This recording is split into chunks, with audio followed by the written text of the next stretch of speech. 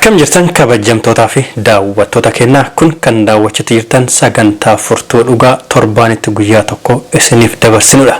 Kabajamtoota jaalatamtoota keenyaa torbaan har'aa waa'ee hafuura qulqulluu asitti barachuun keenya ni yaadatama. Hafuurri qulqulluun eenyu, hafuura qulqulluu akkamitti beekna kan jedhuu fi akkasumas waaqummaa hafuura qulqulluu baranneetiin turre. Har'as itti aansinee kutama kana itti edaanee waaqummaan hafuura qulqulluu maal akka ta'eetiin jedhee ilaaluu fi guyyaa har'as deebinee wal geenneerraa baga jiraattan baga wal argine paaster har'as walakkaa kenna jiranii paaster baga nagaa dhuftan anaa dhufu. Kana jiraatu. Baga nagaa jiraatte. Yaa torbaan darbee akkuma qara dubbadheetiin ture waa'ee hafuura qulqulluu ilaalleetiin turre barannoonni kun ammoo fagoo gadi fagoo ta'iinsa isaa irraan ka'e hunda isaa xumuruu hin dandeenye. Egaa hafuura qulqulluu waaqummaa isaa irratti walii galleetiin booda waan dhihoo maali ka jedhu waaqummaa akkamitti waaqa akkamitti ibsama ka jedhu ilaalleetiin jenna. Achi osoo hin geenneen duratti hafuurri qulqulluun akka waa'ee waaqummaa nuu ibseetiin jedhu mataa keenya qaqqabnee waa kadhanna. Sikaranna sigalateeffanna waaqa mana samee jirtu hireenuu kennitee guyyaa har'aa sagalee kan kee irraa akka barannuuf akka wal barsiifnu akka wal hubachiifnu waan hireenuu kenniteef maqaan kan kee dachaa koo ulfaate haa ta'u. Yaa Waaqayyo hennaa waa'ee kan kee barachuuf xaarreetiin jennu gooftaa kiyya gargaarsa kan kee malee gargaarsa hafuura qulqulluu malee ibsaa ati nuu kennitu malee yaa Waaqayyo hubachuu hin dandeenyu. Maqaa gooftaa Yesuus Kiristoostiin ati nuu ibsuun fedha jaalala kan keetii haa ta'u. Amma barumsa hennaa laalleetiin baranneetiin jennu ati nu barsiisa ayyaanaaf jaalala keetiin waliin jiraadhu maqaa gooftaa Yesuus Kiristoostiin ameen. Egaa paaster galatoom har'allee deebitee dhufuu keetii fi torbaan darbee waa'ee hafuura qulqulluu irratti baranneetiin turre waaqummaa hafuura qulqulluullee argineetiin turre. Egaa hafuurri qulqulluun waaqa jenneetiin yoo jenne waaqa akkamitti ibsineetiin jenna? Waaqni maali? Kun gaaffii baay'ee barbaachisaadha. Akkuma atu jette torbanarraa yookiis kutaa tokkoffaa waa'ee hafuura qulqulluu kaafne keessatti hafuura qulqulluu akkamittiin beekuu dandeenya jenne kitaaba qulqulluu irraa yoo beekne malee hafuura qulqulluu haala kan biraatiin yookiis waan kan biraarraa yookiis xiinxala ofii keenyaa yookiin immoo falaasama ofii keenyaa yookiin loojikiidhaan yookiin laaboraatoorii keessa gashinee beekuu akka hin dandeenye ilaalleeti kan nuyi turre. Kitaaba qulqulluutu waa'ee hafuura qulqulluu nutti hime haguma kitaabni qulqulluu nutti hime beekna caalaatti isa beekuudhaaf immoo itti dhiyaannee kitaaba qulqulluu qorachuun keenya gaarii akka ta'e dhuunfaa keenyatti immoo shaakaluu akka qabnu yookiis immoo caalaatti mi'eeffannee isa beekuun akka nurra jiru kaafneerra. Sana booda wantoota waaqummaa hafuura qulqulluu kaasan keessaa muraasa kaafnee akka fakkeenyaatti ilaalleerra. Waaqayyo yoo ofuma isaatii hafuura akka inni ta'e kan waaqeffamus hafuuraa fi dhugaadhaan akka inni ta'e kaafnee ilaalleerra. Ichiti kun baay'ee nuu galaa waaqayyo hafuura yeroo nuun jedhu baay'ee nuu galaa. Fakkeenyaaf namni baay'een hafuurri qulqulluun hafuura malee waaqa miti yeroo jedhu waaqayyo qaama qabaachuu isaatti namanaa jechuudha. Qabatamaa ta'uu isaatti namanaa jechuudha. Qilleensa akka hin taanetti namanaa jechuudha. Asitti garuu waaqayyo hafuura jedhee dubbata jechuudha. Waaqayyoomtu ofii isaatii hafuuradha jedhee dubbata. Kan waaqayyo fudhatee namni yookiis immoo kan abbaa fudhate yookiin kan ilmaa fudhate achii booda kan hafuura qulqulluu fudhachuu sababiin ittiin rakkatuuf naan gadu jechuudha. Waaqayyo yoo hafuura jechaa jira waanta ta'eef jechuudha. Waa'ee qaamota isaatiitti yeroo biraan deebina jedhee namana barnoota ittaanu keessatti. Haa ta'uti gama kan biraatiin waan Phexros kaase ilaallee turre isinii hafuura qulqulluu maaliif gowwoomsitan jedheetu isin namatu hin taane waaqayyoon gowwoomsitan jedhee hafuurri qulqulluu waaqa ta'uusaa ibsee yommuu inni kaa'u argineeti kan inni dabarre isin mana qulqullummaati jedheetu mana qulqullummaa kan waaqayyoo keessa buufatu jedheetu hafuurri qulqulluu akka isin keessa buufatu hin beektaniire jechuu saalaatti ture. Wantoota akkas akkasiiti kan nuyi kaafe yeroo nu ayyame bal'aa waan hin taaneefi sana caalaa deemuu hin dandeenye egaa har'a itti deebinee waaqayyoomti yoo fudhataate akkamittiin ibsama. Eenyummaa waaqayyoo wantoota ittiin beekaman baay'eetu jira. Isaan keessa hangafa irratti yookiis immoo jalqaba irratti kan ka'u waaqayyo uumaa ta'uu isaati kan qabu. Jalqaba wanti dhufu waaqayyo uumaa ta'uu isaati kan qabu. Akkuma beektu immoo boqonnaa tokko lakkoofsa tokko yeroo saaqtu jalqabatti waaqaaf lafa uume jechuudhaan jalqaba jechuudha. Kitaabni qulqulluu nu barsiisu kan inni jalqabu waaqayyo uumaa ta'uu isaa nu barsiisuudhaan jalqaba. Saduu waa miti sun uumama irratti yeroo ta'u dhuma kitaabaa irratti dhufee immoo mul'ata irratti siroo dhufnee ilaallu mul'ata boqonnaa 14 lakkoofsa 6 irratti immoo ilaallu ergaa ergamoota sadanii keessaa inni jalqaba waaqayyoon sodaadhaa ulfinas kennaa fi isa lafa galaana burqituu wantichi keessa jiru hunduma isaa isa uumee fi sagadaa'edha jechuudha. Kanaaf jalqabi isaas dhumi isaas waaqayyo uumaa ta'uu isaa nutti himuudhaanidha kan inni jalqaba. Kanaaf waaqayyo maalitti yoo na gaafatte amma hafuurri qulqulluu waaqa miti gaaffii jedhudha namoonni kan isaan kaasa waan ta'eef waaqa miti jechuudhaaf wanti nu dandeessu tokko kitaaba qulqulluudha inni irraa kitaabni qulqulluun waa'ee waaqummaa wanti inni nutti himu keessaa tokko uumaa ta'uu isaati. Waaqayyo uumaa ta'uu isaa namni kiristaana ta'e kitaaba qulqulluutti amanu namni gaaffii qabu jiru sana irratti waaqayyo uumaa ta'uu isaa hin fudhata jedhee amanaa jechuudha. Egaa uumuun mallattoo waaqummaa yookiis immoo eenyummaa waaqummaa keessaa tokko erga ta'eeti isa uumaa ta'e kanaaf sagadama erga ta'e isatu waaqeffama erga ta'eeti namoonni tokko iddootti hafuura qulqulluuf sagadaa jedhu yookiis immoo hafuura qulqulluutiif yeroo iddootti sagadame hin jiru kitaaba qulqulluu keessaa garuu waaqayyo uumaadha isa waaqa lafaa fi burqituu galaanaa isa keessa waan jiru hundumaa uumeef immoo sagadaadha kan inni jedhu mul'ata 14 lakkoofsa 6 irratti jechuudha. Lakkoofsa 6 lakkoofsa 7 irra ilaaluun hin danda'ama jechuudha. Waaqayyo uumaadha. Egaa yeroo nama uumuu isaatti dabarree mudannee ilaallu uumaa ta'uu isaa lakkoofsa 1 irratti ilaalle uumama tokko irratti ilaalle uumama tokko lakkoofsa 26 irra yeroo geenyu jalqaba uumama warra kaaniin yeroo ilaallu ta'e jedhee ta'e jechaadha kan inni itti fufe.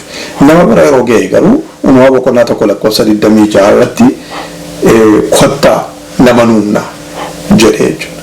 Kottaa nama nuumna. Invitation yookiis immoo afeerraan jiraachuu isaa argina jechuudha achi keessatti. Qaamni kuni kottaa inni kun afaan Oromootiin kottaa jedha malee Ingiliffaan kaam jedha jedhee namoonni falman jiru jechuudha. Amaariffaanis nuu jechuudha keessa jiru niftar jedhee. Niftar isa jedhu kaam isa jedhu garuu qaamni irratti uumuu irratti hirmaate nama uumuu irratti hirmaate tokko duwwaa akka inni hin taane argisiisaa jechuudha tokko ol ta'uusaa. Kanaaf waaqayyo uumaadha yeroo jennu waaqayyo nama uume yeroo jennu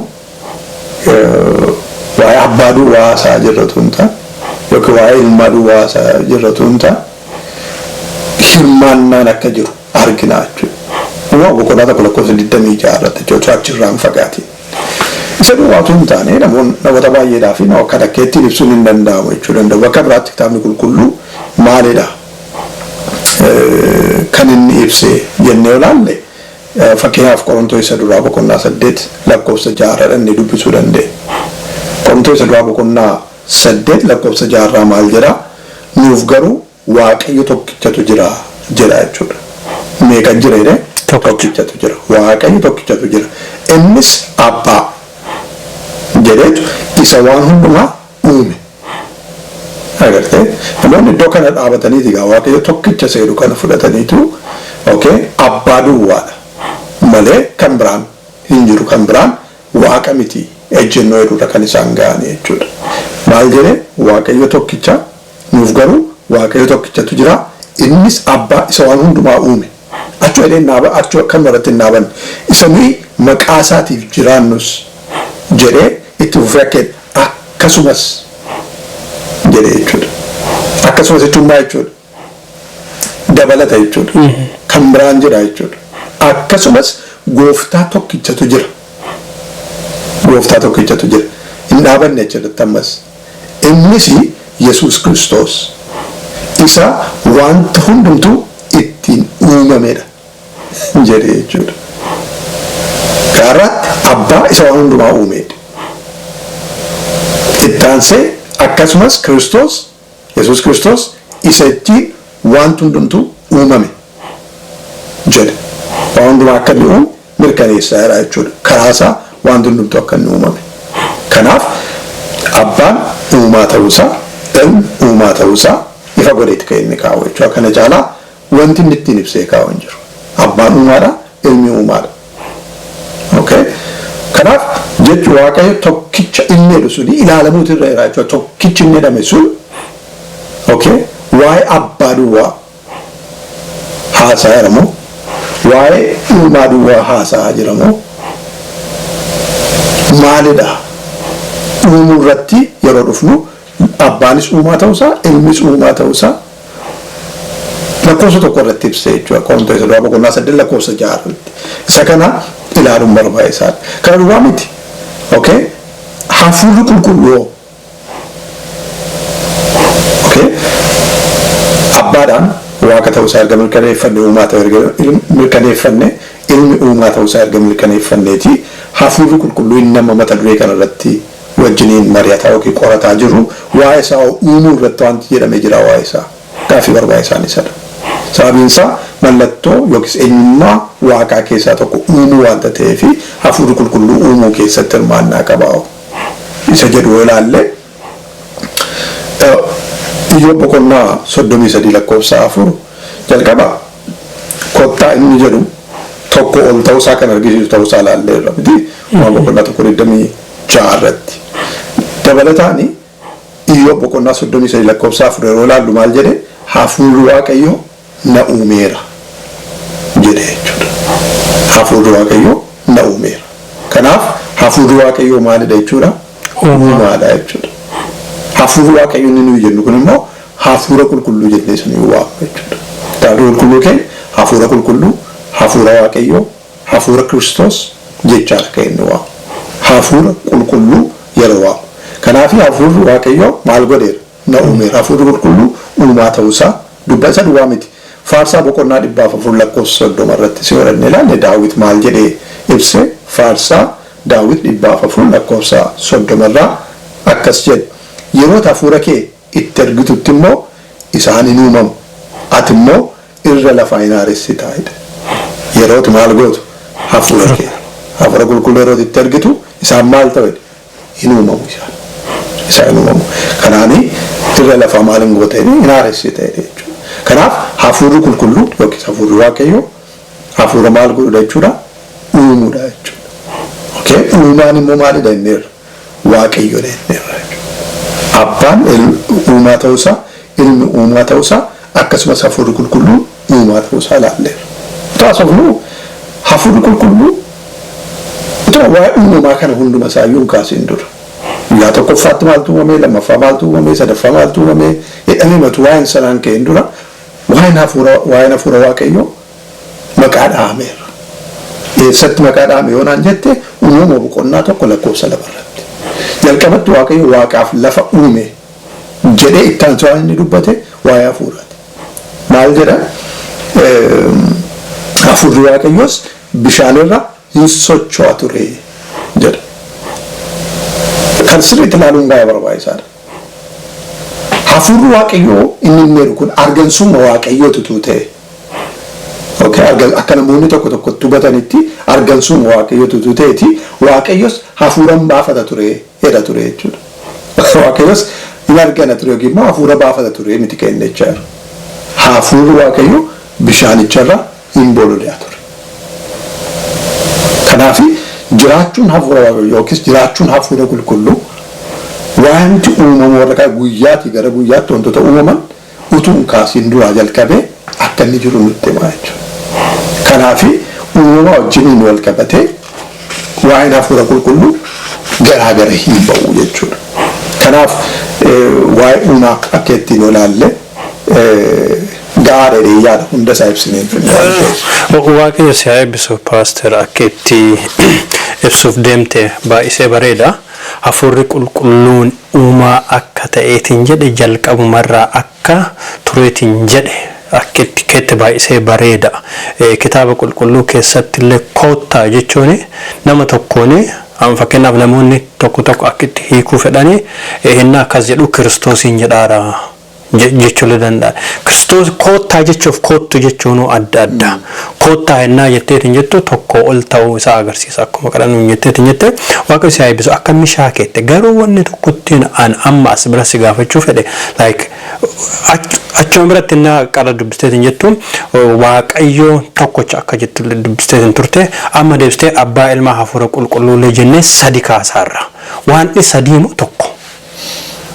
Gaaffiin bu'uuraa kanadha. Gaaffiin namooti baay'ee itti bitaache yookiis immoo gaaffii uume bara duriis ammas fuula duratti sama gaafa gooftaan keenya Yesuus Kiristoos dhufee waan hunduma isaa ifa godhuutti iccita yeroo hundumaa gaafatamaa jiraatuu fi yeroo adda addaatti namootatti bitaachaa jiraatudha kan inni ta'u. Waan waaqummaa yeroo darbe kutaa tokkoffaa keessatti akka ilaalle guutummaatti hubachuu dandeenyaa gaaffiidhuuf maal jenne guutummaatti hubachuu hin dandeenye. Waaqayyo guddaadha. Oduu kan hubattuuti waan inni waaqa ta'e hin danda'u. Waaqa sammuu keenya kanaan hubatamuu hin danda'u. Waaqayyo guddaadha. Amma nu hubachuu dandeenyu ol guddaadha. Kanaaf ammoo beekuu danda'u fayyamame beekna ammoo nu barreeffame immoo beekna jenneeti kan kanaan raasof. Adhasisumadha kanan jedhu Waaqayyo tokkicha jedheetu abbaan waaqa ilmi waaqa ta'uusaa hafuurri qulqulluus waaqa ta'uusaa yommuu dubbatu waaqni kun sadii moo tokko gaaffii kaasaa jechuudha. Achumaanii jecha sadan tokkummaa waaqaa jedhu sana wajjin wal qabatee ka'a jechuudha. Sadan waaqummaa tokkummaa waaqaa kana namoonni baay'een kan isaan ittiin mormaniif keessaa tokkummaa inni waaqni sadii miti waaqni tokko malee kan jedhudha jechuudha. Kitaaba kun irratti yoo ilaalte jechaaf jechaanii sadan tokkummaa waaqaa yookiin immoo Trinity jedhame wanti barreeffame hin jiru. Okay, akkuma amma ilaalle waaqayyo tokkicha jedheeti kan inni kaa'e. Asiin immoo ilmi waaqa ta'uusaa nutti himaa. Hafuurri qulqulluus waaqa ta'u abbaan waaqa ta'uusaa nutti himaa. Akkamittiin sadii tokko ta'a gaaffii nutti ta'a. Jechi sun erga hin jiraanne Trinity yookiis immoo sadan tokkummaa waaqaa hin jiru erga ta'eeti eessaa dhufe sun akkamitti kiristaanonni kanatti amanuu danda'an akkamitti waldaan keenya immoo kana fudhattee itti amanti kan jedhu ilaalle wantoota walitti fidan sadan wal duukaa kitaabni qulqulluu dhiyeessutu jira. Kanaafidha sadan tokkummaa waaqaa kan jedhame. Waaqayyo tokkicha yeroo jedhamu waaqummaatti garaagarummaa akka inni hin qabne ibsuudhaaf. Waaqayyo tokkicha inni achi keessadha kan inni galu. Waaqummaatti garaagarummaa kan hin qabne. Garuu qaama sadii abbaa ilma hafuura qulqulluu jedhamee kan ibsame ta'uusaa argisiisuufidha jechuudha. Sadii inni jedhu kun. Kanaaf waaqayyo meeqa yoonaan jette waaqayyo tokkodha. Okay? Bifa meeqaan ibsame bifa sadiin ibsame jechuudha. Abbaa ilmi hafuura qulqulluu aangoo irratti waaqummaa irratti kan walitti bu'an hin beekne kan wal lolan hin beekne kan garaagarummaan uumamee hin beekne. Okay? Gooftaan keenya Yesuus Kiristoos fakkeenyaaf ergamee dhufuu isaarraa kan ka'e yeroo kan biraa bal'ina ilaaluu dandeenya. Jaallatee hayyamamaa ta'e nuuf duudhaaf gara biyya lafaa dhufuu isaarraa kan ka'e akka ergamaa wayiitti ilaalame jechuudha. Okay? Abbaan kan erge ilmi immoo ergamaa. Kanaaf maal ta'uu hin danda'u waaqa ta'uu hin danda'u amma jedhamutti ilaalame jechuudha. Konseptiin dhiifama paaster achiirratti konseptiin abbaaf ilma jedhu kunu akki amma hinnaa tokko namoonni itti hiikkatan akka itti mul'ataa deemaaru akka namummaa gabbu'eeru. Abbaa akka an abbaa ilma akka ilma kiyyaa fakkii jechuudha. Karaa fooniititti gaddeemeeti hinnaa wantoonni akkanaa kunniin calaqqisanillee hin argama. Wanti kunniin waan kanniin waan atamma jedhaattu kanniin waan wal qabatu hin qabu. Akka yaada kiyyaatitti jechuu badhistee keessa kaasuu hin dandeetta.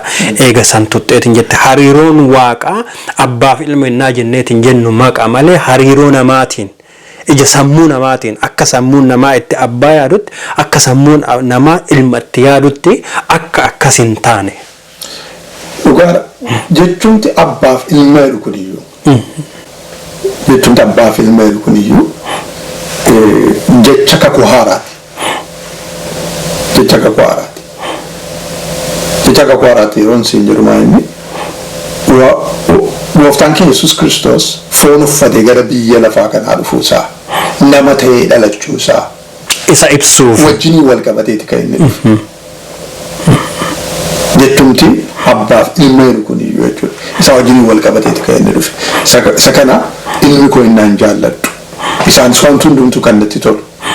Jedhee yeroo inni cuuphamee bahe bishaan keessaa yeroo inni cuuphamee bahetti sagalee waaqaraa kan dhageessise samiirraa kan dhageessise waaqayyoo tokkicha ilma isaa amma kennutti Yohaannis boqonnaa 3:16 akkanumaan biyya lafaa jaallateera. So isaan kuni waa'ee gooftaan keenya Yesuus Kiristoos foon uffatee biyya lafaa kana irratti nama ta'ee dhalachuusaa foon irraa kan hin dhalanne yookiis immoo abbaa foon irraa kan hin dhalanne ta'uusaa argisiisuudhaaf kan fayyadamudha jechuudha inni kun. Filippisius boqonnaa 2:5 kaasee jirudha kan dubbisuun gaariidha kan inni ta'u. Sababiin isaa inni foon uffatee gara biyya lafaa kanaa dhufuusaa yommuu dubbatu inni ulfina isaa isa abbaa wajjiniin wal isa qixxeessu gadhiisee dhufu akka uumaatti lakkoofneedha. Kan isaa wajjin maal isa godha abbaa wajjiniin kan isa wal qixxeessu. Kanaaf akka waan qabatanii itti hafanitti lakkoofne kana. Kanaaf isa dhiisee maal godhe gara biyya lafaa kana gara deebisee foon uffatee dhufuusaa ifattedha kan inni dubbatu jechuudha. Kana rakkoon nuyi qabnu inni guddaan maal islaama isaa sadarkaa kennuu irrattidha. Sadarkaa kennuuf yaalla. Abbaadhaaf barcuma olaanaa ilmaaf immoo taansine hafuura qulqulluu immoo akkasittiin kennuu waa'ee yaalluufidha. Sadarkaa sun kan inni dhufu. Sanas ta'e kana gara isa jalqabneetti achi as deebine jechuumti waaqni kun yookiis immoo sadanuu abbaan ilmi hafuura qulqulluu wal duukaa ibsamuun isaanii sadan tokkummaa waaqaa jedhamee ibsamuun isaa maalirraa dhufe inni yoo kaafne akkuma dura dubbadhe wantoota walii wajjiniin dhiyaatantu jiru kitaaba qulqulluu keessatti. Irra deddeebiidha. Irra deddeebiidha. Hunda isaa garuu kaasuu hin dandeenye. Muraasa duwwaa kaasuudhaaf tokkoffaa waa'ee uumamaa amma kaafneerra. Abbaan uumaa ta'uusaa dubbata, ilma uumaa ta'uusaa dubbata, hafuurri qulqulluu uumaa ta'uusaa kitaabni qulqulluun dubbata. Jalqaba uumamaa kaasanii kan turan ta'uu isaanii argina jechuudha. Tokko hidhiin isaan kun kan wal duukaa dhiyaachuu isaanii kan argisiisu. Inni kan biraan gaafa Yesuus cuuphame. Gaafa gooftaan Yesuus Kiristoos Yohaannis cuuphaan yommuu isa cuuphee jedhee bishaan keessaa gaafa baase sadanuu wal duukaa mul'ate. Okay, gooftaan Yesuus Kiristoos hin cuuphame.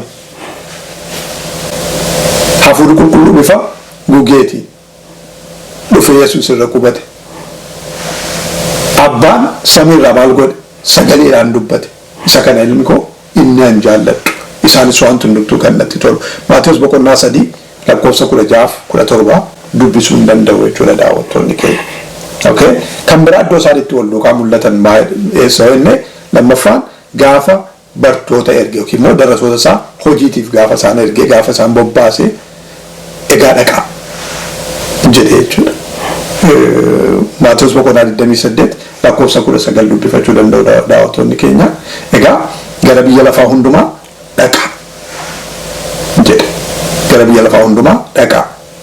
Maqaa abbaaf kan ilmaatti kan hafuura qulqulluuttis isaan cuuphuudhaan saba hundumaa bartoota koo taasisaa jedhe jechuudha. Maqaa eenyuutiin? Maqaa kan abbaa, maqaa kan ilmaa, kan hafuura qulqulluuti. Isaan cuuphuudhaanii maal godhaa? Bartoota koo. Akka namoonni tokko jedhanitti akka namoonni tokko hubatanitti hafuurri qulqulluun eenyummaa kan qabu yookiin immoo hafuuruma yookiin hargansuuma yookiis immoo humnuma utuu ta'eeti maqaa abbaa kan ilmaa kan hafuura qulqulluutiin hin jedhu jechuudha. Hin barbaachisu maa hojii san maqaadhaa already abbaa keessaa baay'eera wanta ta'eef hafuurichi kanaaf isa maqaa dhabuun hin barbaachisu ture. Amma garuu ifatti yeroo malattanii cuubdan illee maqaa abbaa kan ilmaaf kan hafuura qulqulluutiin cuuphaa jedhee isaan erge jechuudha. Okay? Sadii kaafdeerradii uumaa ta'u akkasumas gaafa Yesuus cuuphame inneerra sadaffaa gaafa bartoota isaa erge isaan kana sadaniidha kan inni erge. Gama kan biraatiin arfaffaan Phexros maaliif akka fo'aman yemmuu yaadachiisu. Ergaa isaa keessatti waa'ee kanaa Phexros duraa boqonnaa 1 lakkoofsa 2 irratti yeroo yaadachiisu akkas jedhe. Isin akka akeeka Waaqayyoo abbaatti jedhe. Isin akka akeeka Waaqayyoo abbaatti Yesuus Kiristoosiif abboomamuuf dhiiga isaatiinis qulqulleeffamuuf hafuura qulqulluudhaan qulqulleeffamtanii fo'amtaniittu jedhe. Agartee sadan isaanii iddoo tokkotti. Okay? Isin akka akeeka Waaqayyo Abbaatti Yesuus Kiristoosiif abboomamuuf maaliin filattaniittu? Dhiiga isaatiin qulqulleeffamuudhaa fi hafuura qulqulluudhaan qulqulleeffamtanii fo'amtaniittu. Ammas sadanuu wal duukaa Abbaan, Ilmi, hafuurri qulqulluu hojii wal duukaa yeroo isaan mul'atan argina jechuudha. Hojii kana hundumaatii fi hafuura qulqulluutu maal godhe? Hafuura qulqulluutu mul'isa sagaa yookiis immoo qulqulleessa jedheeti kan inni kaa'e.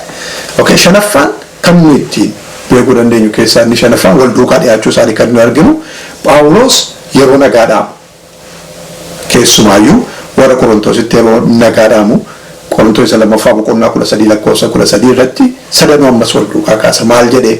Ayyaanni Gooftaa Yesuus Kiristoos ilma jechuudha inni kun. Ayyaanni Gooftaa Yesuus Kiristoos jaalalli Waaqayyoo Abbaa. Okay? Tokkummaan hafuura qulqulluu hunduma keessanii wajjiniin haa ta'u. Biraan hambifne jechuudha. Jaalalli Waaqayyoo Abbaa yookiis immoo ayyaanni Gooftaa Yesuus jaalalli Waaqayyoo Abbaa isinii wajjiniin haa ta'u jedhee inni ifne. Akka namoonni yaadan hafuurri argamsuu yookiin humna isaa duwwaa utuu ta'eeti. Garuu hafuurri qulqulluu eenyummaa ofii isaatii kan qabu ta'uusaa argisiisa. Hafuurri qulqulluun hunduma tokkummaan hafuura qulqulluu hunduma keessanii wajjin haa ta'u. Okay? Ja'affaan wal duukaa dhiyaachuu isaanii yookiin immoo kitaaba qulqulluu keessatti Abbaa, Ilmi, hafuura qulqulluu wal duukaa dhiyaachuu isaanii kan nuyi arginu yeroo ergamichi Maariyaamitti ofii isaa mul'isedha. Ergamichi gara Maariyaamiin dhufe Luuqaas boqonnaa 1 lakkoofsa 35 irratti ergamichi immoo hafuurri qulqulluun sirran bu'aa, humni Abbaa si golbooba, kanaafis mucichi sirraa dhalatu kun qulqulluudhaa fi ilma Waaqayyoo jedhamee hin waamamaa jedhe jechuudha. Achirratti waa'ee Abbaa fi Ilma waan ta'e kan inni jalqabu jechuudha. Bakka kan biraattis kan ibsame yoo ta'e iyyuu kanarraa dhufe kanan jedheef kanaafidha waa'een Abbaa fi Ilmaa yeroo kaafu. Egaa hafuura qulqulluu jalqaba irratti dubbate jechuudha. Hafuurri qulqulluu sirran bu'a. Humni Abbaa si golbooba. Adda adda godheeti kan inni kaa'e. Humnaa fi hafuurri qulqulluu adda addadha. Humnaaf hafuurri qulqulluu adda addadha. Humni Waaqayyootii fi hafuurri qulqulluu adda addadha. Humni Abbaaf hafuura qulqulluu. Hafuurri qulqulluu humna qaba malee humna miti ofii isaatii. Kana humnaaf jabinaan miti jedhee yeroo dubbatu hin argina miti. Humnaaf jabinaan utuu hin taane hafuura kootiinidha kan inni ta'u jedhee akkuma dubbatu hafuurri qulqulluu sirra buufata, humni Abbaa si golbooba, kanaafis mucichi inni sirraa dhalatu kuni ilma Waaqayyoo jedhamee hin waamama. Sadanuu wal duukaadha jechuudha. Inni torbaffaan qabxii torbaffaanii wal duukaa kan dhiyaatan Yesuus bartoota isaa yeroo abdachiisedha.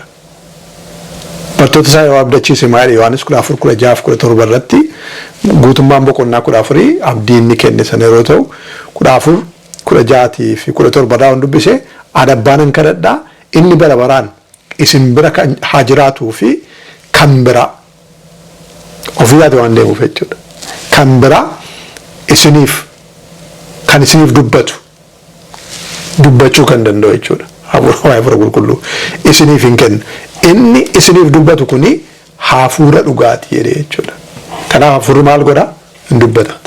Hafuurri dhugaa yookiis hafuurri qulqulluu dubbachuu kan danda'udha. Calluma argansuutu hin taane dubbachuu kan danda'u. Annan deema kan biraan dhufee kan isin dubbatu akka isiniif erguu fi nan kadhadha jedhee inni isiniif dubbatu kun immoo hafuura dhugaati. Biyyi lafaa waan isin arginiif isin beekneefis isa fudhachuu hin danda'u. Isin garuu inni isinii wajjin waan turuu fi isin keessas waan jiraatuu fi isa beekuuf jirtu jedhe.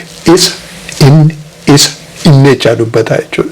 Waa'ee isaaf inni kana qaama qabaachuu, personaalitii qabaachuu isaa ilaalsee bal'inaan yeroo kan biraa kaasuu hin dandeenya. Ammaaf garuu wal duukaa mul'achuu isaanii Abbaan akka danda'edhee ilmi inni immoo maal erga? Hafuura qulqulluu erga.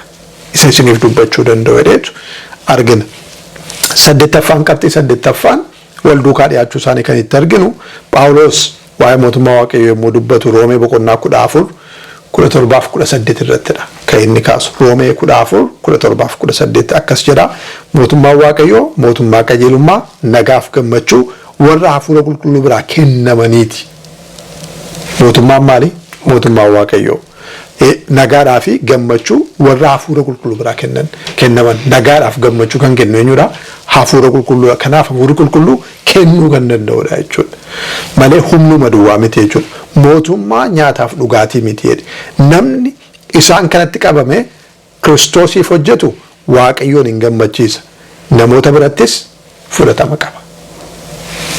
Eenyuun maqaadhe? Waaqayyo Abbaa, hafuura qulqulluu, ilma yookiis Yesuus Kiristoosiin maqaadheera jechuudha iddoo kanatti. Isaan kan adda adda baasuun hin danda'amu. Wal duukaa yeroo isaan dhiyaatan baay'ee argina. Inni salgaffaani yeroo Yohaannis dhugaa ba'e waa'ee Yesuusiin yommuu dhugaa ba'e akkasittiin jedhe. Inni bishaaniin cuuphamee dhiiga isaa dhangalaasuuf dhufe isa kana. Yeroo isa cuuphutte jechuudha. Innis Yesuus Kiristoos jedhe. Yesuus Kiristoos. Inni bishaan duwwaadhaan miti. Bishaaniif dhiigaan dhufe malee hafuurri qulqulluun kana dhugaa ba'a. Waa'ee eenyu? Waa'ee ilma. Dhugaa ba'a. Hafuura qulqulluu. Kanaaf hafuurri qulqulluu hafuuruma argamsuutu hin taane dhugaa ba'uu kan danda'udha jechuudha. Inni dhugaa ba'a. Hafuurichis dhugaadha. Inni kam? Inni dhugaa ba'u kun. Ammas kana sirriitti ilaala. Isa namoonni dhugaa ba'an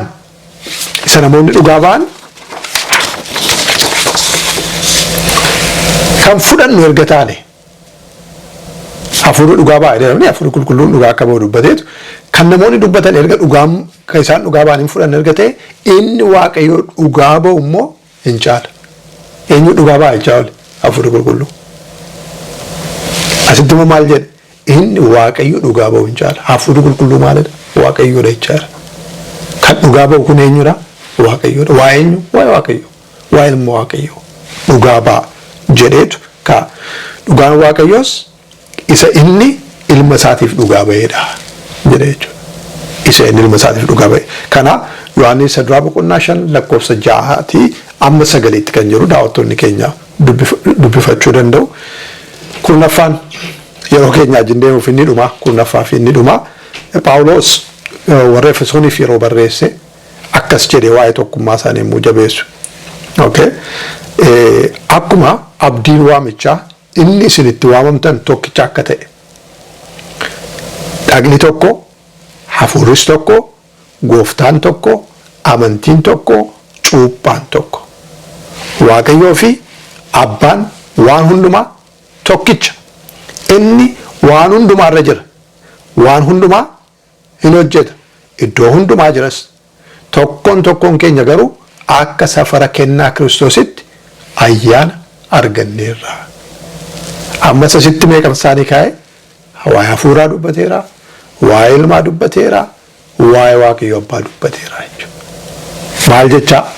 Tokko jechaa dubbateera jechuudha. Kanaaf isaan kan hunduma isaa yeroo walitti qabnee ilaallu wal duukaa bifa kanaan kitaabni qulqulluun iddoo baay'eetti lakkoofsaan iddoo hedduu ta'anitti dhiyeessuu isaarraa kan keetu sadan tokkummaa Waaqaa waan ta'u achirraati kan inni dhufe. Calluma lafaa kaasee kan bittilame utuu hin taane yookiis immoo jechi kun in ibsa isa jedhamee utuu hin taane sadii ta'e wal duukaa dhiyaachuu bifa kanaan dhiyaachuu isaa irratti hundaa'uudhaan yaadni sun yookiis jechi sun kan inni dhufe jechuudha. Gaaffiin namoota baay'ee rakkisu gaamaa inni akkamitti sadii tokko ta'uu danda'aadha. Yookiis tokko akkamitti sadii ta'ee dhiyaachuu danda'aadha. Gaaffii baay'ee jabaadha. Gaaffii baay'ee barbaachisaadha. Garuu gaaffii hubannaa ofii keenyaan loojikii ofii keenyaan deebisuu dandeenyu miti. Kitaaba qulqulluu keessaa wanti nuyi deebisuu hin dandeenye baay'een isaa gaaffii akkamitti jedhudha. Gaaffii maaliif jedhu gaaffii akkamitti jedhu deebisuun baay'ee ulfaata kitaaba qulqulluu keessatti. Garuu namoota baay'ee gaafateera kitaaba qulqulluu keessatti. Fakkeenyaaf Maariyaam gaafatteetti. Gaafa ergamaan dhufe hafuurri qulqulluun sirraan buufata. Ati sin ulfooftaa ilma sin deessa. Inni sirraa dhalatu ilma Waaqayyoo jiraataan jedhama gaafa inni itti akkamitti ani dhiiran beeku. Tu dhiiran beeki tu dhiiraa hojii wal biraan ga'een akkamittiin kun ta'uu danda'a. Gaaffii baay'ee sirriidha kan isin gaafatte jechuudha.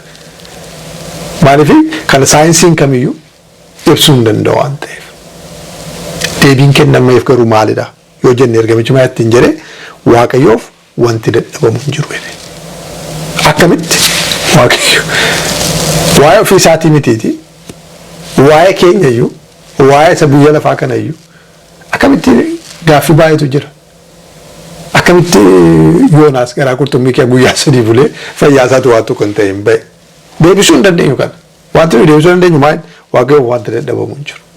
Ameen. Waaqayyo ayyameennaan sana gochuu danda'an. Akkamitti namni du'ee guyyaa 3 erga boolla keessa bulee booda akkamittiin du'aa ka'a Alaazar akkamitti du'aa ka'e waaqayyoof wanti dadhabamu hin jiru. Loojikii isaa ibsa isaa kennuu hin dandeenyu. Waaqayyo garuu du'aa boollaa kaasuu akka inni danda'u hin amanna jechuudha. Gaaffii kana Saaraanis gaafatteetti. Dulluma keessa yeroo ilma akka isheen godhattu yeroo itti himame iddootti abdii kutatanii waan hundumaa dhiisanitti waan ta'eef umurii sanatti dubartiin ulfoofti jedhameen eegamu waanta ta'eef gaafatti himame akkamitteetti. Deebiin kennameef garuu maalidha? Wanti dinqisiisaan waaqayyo gochuu dadhabu jiraare jedhamee jiru. Uumama boqonnaa 18 lakkoofsa 14 irratti.